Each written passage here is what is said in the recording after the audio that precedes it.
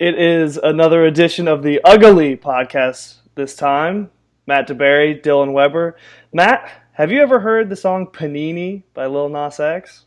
I have not. I don't know a ton of Lil Nas X. That's the cowboy guy, right? With the new song. Cowboy rapper. He's got, I think it's relatively new. It's called Panini. You should check it out. All right, he's from Atlanta, right? I try to support the Atlanta rappers. I actually have no idea where he is from. I think he's from Metro Atlanta, but he's not really a rapper, I guess. I think he's some hip-hop country guy, but I will check that out. I would say Panini is definitely a rap song, but his biggest hit is definitely a country song of Old Town Road. But yeah. Cool, I'll check it out. Meanwhile, let's jump into recruiting a little bit. First off, you went to Houston to see five-star Zach Evans, and I put on the board that I was expecting him to commit to Georgia that day, September 5th. I heard in early August that September 5th was going to be the day that five-star running back Zach Evans, who some people think is the best running back prospect to come out of Texas since Adrian Peterson, was going to commit. So obviously we sent you out there. You're a Texas guy, kind of made it easier. It wasn't the best trip because he got suspended a little bit. Talk to us about that a little bit. I mean, it was more than just a little bit. I mean, he was full on suspended, and the night before I went out there, we kind of heard, we were hearing varying things. We had heard maybe kicked off the team, suspended for the 3 games, or had just quit the team himself. And so I kind of knew what I was getting into the night before. I mean, it was too late already to drop out. But then even then, I think we were still hearing that he might still commit that day, which was kind of odd. So I had to go there. I went to the school and talked to a variety of people just about what in the world was going on. And, they don't want to open up too much about it, but I was able to talk to him at the game. He did go to the game, and he was suspended, but he told me for only that game and that he would be back. Commitment obviously did not happen. He said that he wanted to focus just entirely on the season right now, getting back with his team, did not even care about recruitment. Yeah, I guess that's to be expected. But without the suspension and all the drama that was going on, I do think that was still the plan. I mean, I was told the day before, hey, the plan is still for him to commit tomorrow. And we were ready with stories. We had heard Georgia was likely going to be the pick if that had happened. But obviously the suspension, drama, whatever was going on down there affected that commitment timeline. We'll see. I mean, I've gotten questions a lot recently about, does Georgia keep pursuing him? And, I say 100%. This kid is a special, special player. At the same time, it wouldn't surprise me if Georgia maybe took a small step backwards, reevaluated everything, not him as a player because he can obviously play, but you don't want another kid coming in here messing up the locker room and stuff. We saw what happened to Brenton Cox, and I think that's safe to say that he was a cancer in the locker room. I mean, I don't want to come off as an asshole, but that's what it was. And it wouldn't surprise me at all if the Georgia staff said, you know what, take care of your stuff, at the high school level, get good with your team again, whatever you've got to do, and, we'll keep recruiting you, but I don't know where they go from there. There's a lot of really good running backs in this 2020 class. Zach is obviously the best one, and I do think Georgia's going to keep pursuing him hard, as they should. But you never know with some of these kids and the off-the-field concerns. I don't want to call it an issue, but it is a concern. If you get kicked off, or not kicked off, but suspended from a team in your senior season. Especially as the best player on the team. Right. Especially if it was arguing, yelling with coaches and all of that. I mean, that's a red flag. I hate to say it, but it is. It's a really big red flag. So we'll see what happens moving forward. I don't know of a commitment timeline in the near future. Obviously, like you said, probably not going to happen. But it's still something we're keeping an eye on. Georgia has to take 2 running backs in this class after taking just Kenny McIntosh in 2019. They got 5-star running back Kendall Milton already committed, and now it's trying to get that next one. Well, so, I mean, question, if it wasn't him, who would it be? Because, guys like Marshawn Lloyd and Tank Bigsby are off the table at the moment. Yeah. So where would they go next if it wasn't Zach? At the moment, that's a good way to put it. If they push for Marshawn Lloyd, I think they could flip him. I mean, why would any legitimate running back want to play at South Carolina when they can play at Georgia, and they've recruited him a good bit. But Don Chaney, the running back out of state of Florida, is a guy who Georgia's still keeping in touch with. I think he's a current Miami commit. I don't know how strong that is. But Del McGee was at his game last Friday. He's a guy they're still keeping tabs on. So you've got Don Chaney, you've got Marshawn Lloyd committed to South Carolina. I like Tank Bigsby a lot. He's from the state of Georgia, at Callaway High School, West Georgia, usually a pipeline to Auburn. He and his teammate, or his offensive line teammate, Tate Johnson, both are committed to Auburn. I still think if Georgia really, really pushes for Tank, towards the end of this recruiting cycle, towards the end of the fall, that they could still flip him. I mean, crazier things have happened. Right now, Tank Bigsby is firm to Auburn. It looks like that will probably hold. But Marshawn Lloyd is definitely got to keep an eye on. He's a guy the Georgia staff likes. And if I knew he was committing the day of, that was the day we were going down to the beach to meet with you guys. Yeah. And he committed to South Carolina. But if you told me he was committing that day, I thought the pick would have been Georgia. So I was very surprised that he chose South Carolina that day. I don't know how firm that is against South Carolina. Struggled early on, lost to North Carolina. I do think they're going to get better. I do like the quarterback, Ryan Helinski, they've got. Maybe he can turn this season into a positive. But, again, it's hard to find a legitimate running back, one of the best in the country, who decides to actually sign with South Carolina instead of Georgia. Right now he's just verbally committed. That can always change. But either way, Georgia's going to get a high-quality running back to go along with Kendall Milton. Don't know exactly who it is just yet. Could be Zach Evans. I don't think he's going to commit anytime soon. Like you said, could be Marshawn Lloyd, even though he's committed to South Carolina right now. Don Chaney, Tank Bigsby. The options are still there. So we'll see where they go with it. But the Zach Evans news was pretty big. I was expecting him to commit to Georgia on September 5th. Of course, with recruiting, drama happens. Yeah, I think the original lead to the story I wrote was just sometimes shit happens, and in this case, it did. It's unavoidable, and Zach seemed very calm when I talked to him. He obviously felt remorseful about it because he wanted to be playing. They were playing in the U of H stadium. It was a big game, and he was excited for his team because they were kicking ass. But you could tell he wanted to be out there too, and it was what's the word? A big day for him, or a special day to him, because it was the anniversary that day that the game was going on of his grandfather's death. Right. And so he was obviously a little shaken up by that when I talked to him, but I don't think it happens. Yeah. That's recruiting. Moving along, I think we covered the running back position there, and if you have any questions, if you're listening to this, make sure to go on dawgpost.com, throw me a question out there, and I'll continue to answer them. But, Georgia's going to get a second running back in this class. So you were out in Houston. We thought it'd be a bigger deal. It turned out it wasn't, but you obviously did a really good job going out there and getting the latest. I think you were the only Georgia media guy out there. You kept everyone covered, and you did a great job. Right after that, the next day I flew out to Vegas to see a couple 5-stars, Darnell Washington, 5-star tight end from the Las Vegas area, and then 5-star Kelee Ringo, who I've been writing about on Dawg Post for over a year now, since they offered him in the summer of 2018. Got to see him, and the two games were bloodbaths. Darnell Washington, well, first off, when I saw him get off the bus at Bishop Gorman, I was like, goodness gracious, man. This kid's an absolute freak. Legit 6'7", 260 pounds. Looks like he could play in the NBA one day. Giant hands. He about broke my hand when I shook his hand for the first time right before our exclusive interview that you can check out on dawgpost.com. But he's the real deal, Dylan. He was very, very good. Lots of catches, broke some tackles, punted the ball. He put a punt inside the 5-yard line. The ball went like 50 yards in the air. Played some defense, got an interception.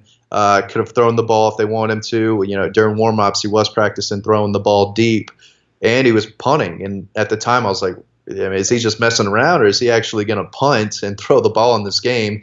Didn't throw any passes, but he did punt the ball on their only punt of the game, and he put it inside the 5-yard line. So whatever he did it really well, and he obviously stands out physically. He passes the grandma/girlfriend test. You could obviously see, who he was, and see that he's a big time player just by looking at him, but he really did it on the field too. He was very impressive. Explain the grandma girlfriend test to people. Yeah, if your grandmother or your girlfriend isn't a football fan and you take them to a game, they should be able to see, okay, this kid is going to Georgia, this kid's getting recruited by Alabama, Clemson, and he passes that test. My girlfriend has zero interest in football, which is kind of great in one or two ways, but I could have taken her to that game and she could have pointed out, oh, who's this big old dude? That's why we're here. Right. Yeah, we're here to see that big old guy. And he was great, gave me a great interview, but he was very, very good on the football field. I've seen a lot of big-time prospects, and I wrote about this over the years, but he's in that group with Trevor Lawrence, Derek Brown, Nolan Smith, Jamari Sawyer, Mecole Hardman. He's in that group of top guys that I've seen with my own two eyes play at the high school football level. He was very impressive. Question. So he's listed as an athlete. Is there any chance that he plays anything other than tight end at Georgia? They might split him out and do things here and there, but Georgia's recruiting him as a tight end. I spoke with one of his assistant coaches. He said the plan is to play tight end because he's such a mismatch. Yeah, you could put him in outside in the red zone and give him some jump ball situations, and I'm sure he'll be in that type of position at the collegiate level. But he is a really good blocker. It's not like he's just some tall dude who can catch passes. He knows what he's doing. Dealt out some vicious blocks, and right now, his plan is to play tight end at the next level, and I think people are recruiting him as such, as opposed to Eric Gilbert, where like half the teams are recruiting him at tight end, the other half receiver, and he might just end up playing wide receiver at college at 250 pounds. Darnell's a little taller, weighs a little bit more, and I do think that he will play mainly tight end at the next level. Again, might split out in red zone situations, to get a one-on-one, coverage on the outside. But I do think that he will end up playing tight end. Now, with Eric Gilbert, is there any chance the two of them both go to Georgia? They've talked about it. They became good friends at the opening, but they talked previously before then. I interviewed Eric Gilbert in, I think it was May, at a 7-on-7 tournament in Roswell, and he said, yeah, I talked to Darnell, and we talked about what schools we like, this and that, and Tennessee and Georgia are both recruiting them hard and saying, hey, we want both of you guys to come in to play together. But it does seem like things may have changed a little bit, because I do think Eric wants to play wide receiver at the next level. I think if he had to make a choice, he would choose wide receiver, but right now I don't see them ended up at the same school. But I could see Darnell playing with Theo Johnson, the big tight end in Canada, right outside of Detroit, basically Detroit, but inside Canada. He's another guy that Todd Hartley loves and said, or he's, sources say, I guess I don't want to throw anyone out there, but sources say that, Theo Johnson is a take yesterday, today, tomorrow, and signing day. The Georgia staff really loves him. So I do think Georgia's going to get 2 out of those 3. Right now it looks like they're in a better position with Darnell Washington and Theo Johnson as opposed to Eric Gilbert, but still a few months away. Anything can happen. These guys are watching these offenses closely on Saturday. I don't think any of them have made a final decision yet. And, crazy things happen the day before signing day, and we're still in September, so long way to go. But right now Georgia's firmly in the mix with all 3. I do think that they're in a better position with Darnell Washington and Theo Johnson than Eric Gilbert right now. So do you think Georgia is kind of at a must-take 2 tight ends, or do they want to take 2 tight ends? A little bit of both. They took Brett Seether in the last class, and he's a guy who could probably split out and play some receiver if they needed to. I'm not sure he's a true tight end with what Georgia's doing. So I definitely think they want to take 2 tight ends, and that's been the plan the whole time. If they miss on Theo Johnson and miss on Eric Gilbert, I guess there's a chance they only take 1. But the 2020 class of tight end is a lot better than the 21 class. Hudson Wolf, tight end out of Tennessee, I think is their top target at tight end in 21. So if they take 2 here, they can go all out for the guy they really want in 21 and be fine. But I do think the plan right now is to take 2 tight ends, and I think Georgia's in a really good spot to be able to land 2 of those 3 that I just mentioned. Just looking at the tight end room, you'd almost think that they need them, because you're going to lose Charlie Warner and Eli Wolf. So that leaves you with John Fitzpatrick, who is I think the staff likes him, but he does not have a ton of experience yet. Right. Rylan Godey, who has almost no experience coming off that knee injury. Yeah, so I mean, I think they could probably use some more talent in that room. Yeah, I forgot to mention Ryland earlier. I guess that was because he is coming off the injury. He played last week, but so they did take 2 tight ends in 2019. That was my mistake, but I do think that the plan is still to take 2 more in 2020 because, like you said, I mean, they play 2 tight ends a lot. Mm-hmm. I mean, it's not like they just have one guy out there. There's a lot of tight ends that play in the system. So I do think the plan is and has been to take 2 in this class. Well, we've talked enough about tight ends. I think let's talk about Kelee Ringo. It sounded like less of a dominating performance, but that can be the way with corners when you watch them. What'd you see? Yeah, it's like you said, it's always tough because no one goes their way. If you're the number 1 cornerback in the country, you're not going to get any passes thrown your way, and that's kind of what happened. Again, it was another mismatch. Yeah, the game was over close to halftime, running clock in the second half. They went up against a team they shouldn't be playing, and they didn't run his way. Every pass was a roll out the other way and throw the other way. They didn't go near him. He was the kick returner. They kicked it out of bounds instead of kicking it to him. So they did everything possible not to have him, take over the game, even at cornerback. They did put him in to bolster the offense a little bit in the first half, and he took his first carry for 6 yards. Second one went 61 yards for a touchdown, just zigzagging his way past the defenders with ease. And that's really all I needed to see. He's got the speed. He's got the explosiveness. He's one of the fastest players in the country, and he's 6'2", 203 pounds. Definitely looks the part. And then you watch the kid run, and you're like, okay, this kid's the real deal. There's a reason why he's the number 1 cornerback prospect in the country. So it'd be nice to see him in coverage a little bit, but he did have some press coverage, throwing the guy backwards, this and that, just dominating, in every opportunity that it could. Again, he didn't get a ton of opportunities to make plays, but again, it was easy to see this kid is a very special player. Just watching him run and just looking at him, I mean, he's a creative player on NCAA, especially with those dreads. I always had my cornerbacks and running backs have the dreads. He's got the dread flow. He's got the size. He's got the speed. He was also very impressive. Wasn't able to make the plays that Darnell was, but obviously different position, and a lot of factors went into that. But Kelee was really good. 5-star name. He's a guy that I've been covering for over a year now, and when Georgia offered last summer, it was a big deal to him. So I've kept up at it, worked on those sources, and I do think Georgia leads for both right now, and I think Georgia kind of has a big lead for both right now. Neither one are going to commit till after the season, they told me, but if both of them had to make a decision today, I do think Georgia would be the pick for both. Well, for Kelee, we'll start there. Where do you think? What other schools do you think are going after him right now?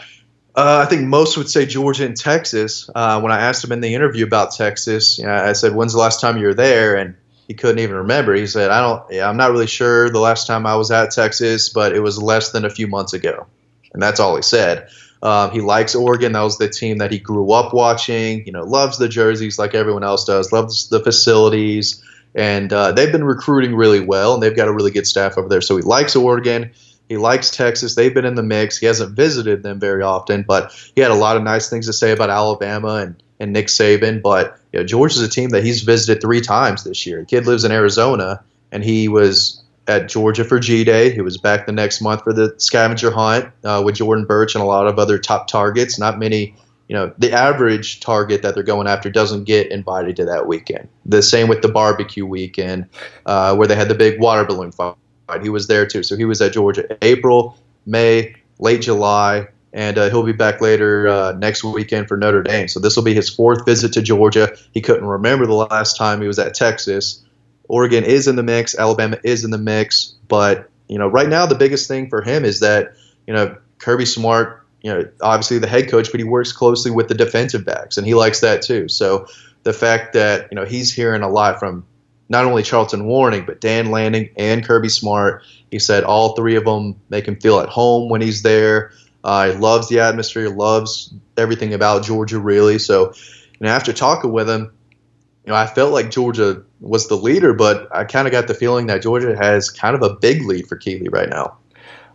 Wow, that's actually, that's huge if that would be a huge pickup for the recruiting class. I don't think Georgia right now has a top 10 prospect committed, but Yeah. I mean, that would be huge for that class. But what about Darnell Washington? I mean, Georgia, you said he has a big lead there too, from your understanding. But where else could be pushing Georgia? He is looking at Miami. He's looking at Tennessee. And then when I asked the other two in his top five, he was kind of struggling to remember who he had. I think it's Alabama and Penn State. But he kind of had a second to think, oh, who are my other two in my top five? So that was kind of interesting. But he likes Georgia. He was there in late July.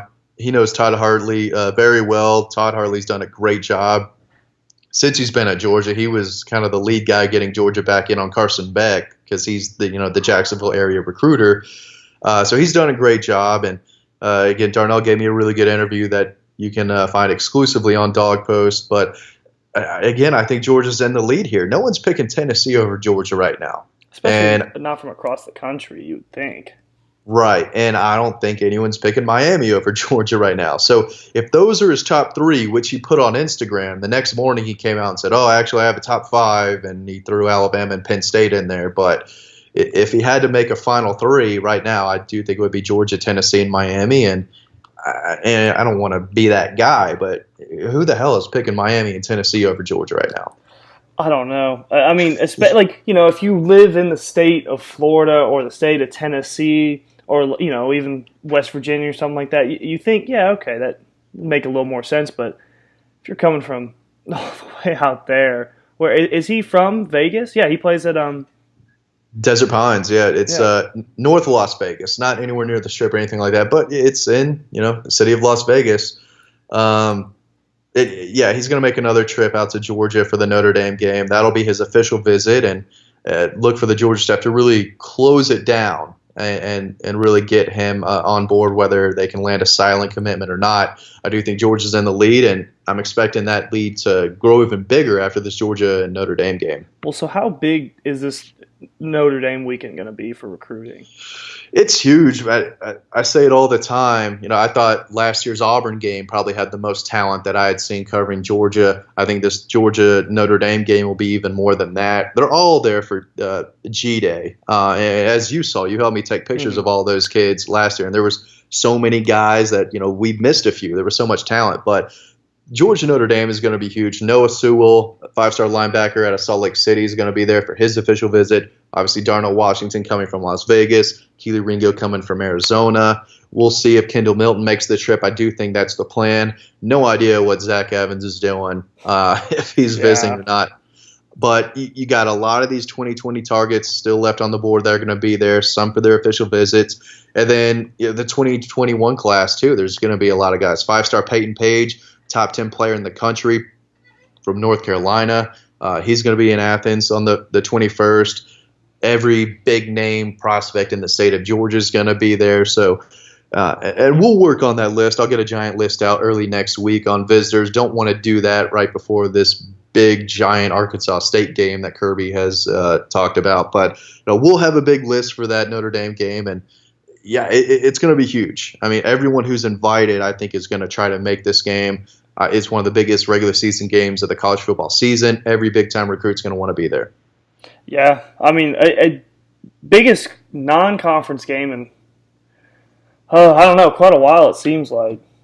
I guess since the 2017 Georgia-Notre Dame game, right? I mean, yeah, at least for both the schools, for sure. Right. So it's definitely a big deal, and both the guys I saw in Vegas will be back in town, so I do think they've got a pretty good lead for both right now. I've been wrong before, not often, but we'll see. I think Georgia leads a good amount for both of them, and they'll both be back in town next weekend. Yeah. Is there anyone that you're seeing tomorrow? I don't think so. I think I'm hanging out with the girlfriend tomorrow. She forgot that I was going to Vegas, and then Wednesday she was asking me to go hiking and stuff, and I'm like, babe, but going to Vegas for the whole weekend. I think that kind of upset her a little bit. So I'm going to try to do something with her. But at the same time, Georgia's not recruiting a ton of in-state kids. I mean, there's a couple in 2021, but I've seen Eric Gilbert. We've seen Zykevius Walker down at Schley County. So seen Broderick Jones. So there's not a whole lot of guys that oh man, I need to see this kid. In-state kid. I think he might commit to Georgia. because if they're from the state of Georgia, we've definitely already seen them. So you were in Houston seeing a target. I was in Las Vegas. Dean's been to D.C. Dean's in California. So if we're going to see Georgia targets, we're on a plane going to see. So it's tough to really stay local and try to see guys, around Georgia. So I think I've got the Friday night off for the most part. Yeah, same here. I am not driving to Atlanta to see anyone. No. Anyone in Atlanta, I'll go see. I don't want you to have to come over here and face that traffic. It's pretty brutal. Absolutely. Well, Matt, we have to address your poor Falcons here. Please just give us your spiel on what the hell is happening in Atlanta. Oh, they're trash. I thought they were going to be bad. I was expecting 7-9, 8-8 at the most, but the offensive line is terrible. The defense I thought was average. It looked below average. I mean, it's the Vikings. That's unacceptable. I know they've got a good defense, but it's still the Minnesota Vikings. You can't get your ass kicked to the Vikings like that. I mean, come on. It was so bad. Within 3 seconds, I think, of the game, it was Anthony Barr just killed Matt Ryan off the edge. Yeah. Jake Matthews just let him straight by. Jake Matthews is awful, and they paid him so much money. I feel so bad for Matt Ryan. I love Matt Ryan. I think he gets a bad rap. But I wouldn't trust that offensive line either. Every time he drops back, he's looking to see if he's going to get killed first. Then he's looking after Julio and Calvin. But he's getting his ass kicked this year, and I think he knows it. But the defense is so bad, too. Vic Beasley's one of the worst players in the league. Tech McKinley's just a head case. He needs to be in a mental institution. That dude's wow. It's bad. He's got some stuff messed up in the brain, and it's true. I'm not trying to rag on him. He's got some mental issue, and Keanu Neal forgot how to play safety a couple years ago. Ever since the divisional game against the Eagles, I don't even want to go into it. Deion Jones is getting run over. My boy Grady Jarrett, Clemson guy, he's the only one who knows how to get off a block and make a tackle on this defense. And I put that in Final Feelings. That'll be out tomorrow. But it's really bad, man. Between the offensive line, which just crushes an entire offense, and an entire defense that doesn't know what to do, it all goes back to coaching. They got to get rid of Dan Quinn. They've got to get rid of the front office, who thinks they're so cute when it comes to the draft, drafting guys from UL Monroe, thinking they're smarter than everyone and thinking this kid will make an impact, instead of just sticking to the SEC and picking guys who have played against great competition week in and week out. But it's bad right now. I almost wish I was a Giants fan, but probably not. You understand it's only one game into the season, right? I think you just went on a whole 2-3 minute, extravaganza about how awful it is. You watch the game. It's the Vikings. If they got their ass kicked against the Patriots or Chiefs, I mean, they're going to get drilled by the Saints, but I don't have a ton of respect for the Vikings. I know they have a good defense, but that game was over after the first quarter, it felt like. I mean, you saw it. After the first 2 drives. Yeah. And again, if you don't have an offensive line, you can't compete. Not in college football, not in the NFL. If you can't block anyone, you're going to get your ass kicked. And I mean, it's just the very basic foundation of it. Yeah, you got to move other guys backwards. That's how you win football games. You can pay Julio Jones all the money in the world, but if Matt Ryan can't get rid of the football, it's kind of worthless. But moving on, before I have a headache about it, I do think Daniel Jones is all right. I didn't get to watch the Giants game, but I don't think they're as bad as I thought they would be. I don't know, man. They're pretty bad. I think they handed the ball off to Saquon. I think he got 12 carries, and it's if you want any chance to win football games, you better be handing this dude the ball at least 15 times. Yeah, I got him in fantasy. I picked him number 1 overall, so I need some points here. He did well, I imagine, right? He did fine. If he can do that each week, or average that each week, hopefully he'll have some much bigger games. But he's so talented, man. He's really, really good, and they've got to get him the ball more often. The Giants' offensive line did not look too horrible. Eli actually looked a little bit like vintage Eli for a quarter, and then kind of went back to the, chunk it downfield into triple coverage Eli. Classic Eli. Yeah, and then he looks up at the screen like, what? Like, what happened? And it's like, bro, you threw it into triple coverage. That's what happened. It's not it's not like it's anything new. Yeah. I don't know, man. I still love The Eli. Cowboys do look good, though. I hate to say that. I hate too, man, but the defense is good too. Everything about the Cowboys, they look good. They are. The Eagles lost to the Redskins, which I thought was pretty crazy. No, Falcons they won that game. The Eagles end up winning? Yeah, they were down. I think it was like 20-7 at halftime, but they came back. I'm pretty sure they beat them. Like they scored a lot in the second half. Okay. Yeah, I was on the plane. I missed that game. For some reason, I had thought that the Eagles had lost. Anyway, the Falcons play the Eagles Sunday night, prime time. I don't want the Falcons playing on prime time for the whole country to see this. I hope I wasn't too hard on Takk McKinley. I think I might have crossed the line there. But at least you apologize. Well, he ain't listening to this. But anyway, hopefully the Falcons don't embarrass themselves on Sunday night. But we'll see. They already embarrassed themselves on local TV. Why not national TV, baby? Oh, goodness.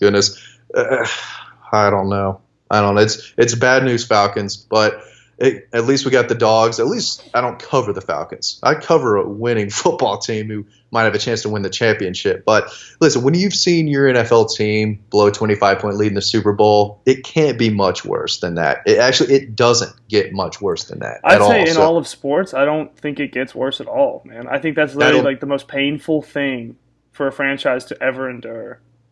That will never happen again. Never happen again. We've gone 30 minutes. We were supposed to go a lot shorter than this, but until I went on my Falcons Takk McKinley rant there. So we can wrap this up.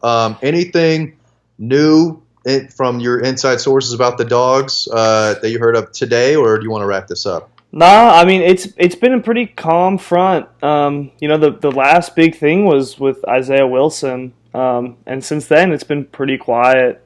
That's either good or bad, but it's usually pretty good. If it's bad things, I usually like to share. But yeah, I mean, I don't think anything much will come out until next week. So we can end it there. Guys. Cool. Wear pink, I guess. That's the big news. If you're going to the game, definitely. Listening to this, wear pink. And cool, let's wrap it up. Yeah, thank y'all for listening. Check out dawgpost.com for some more content.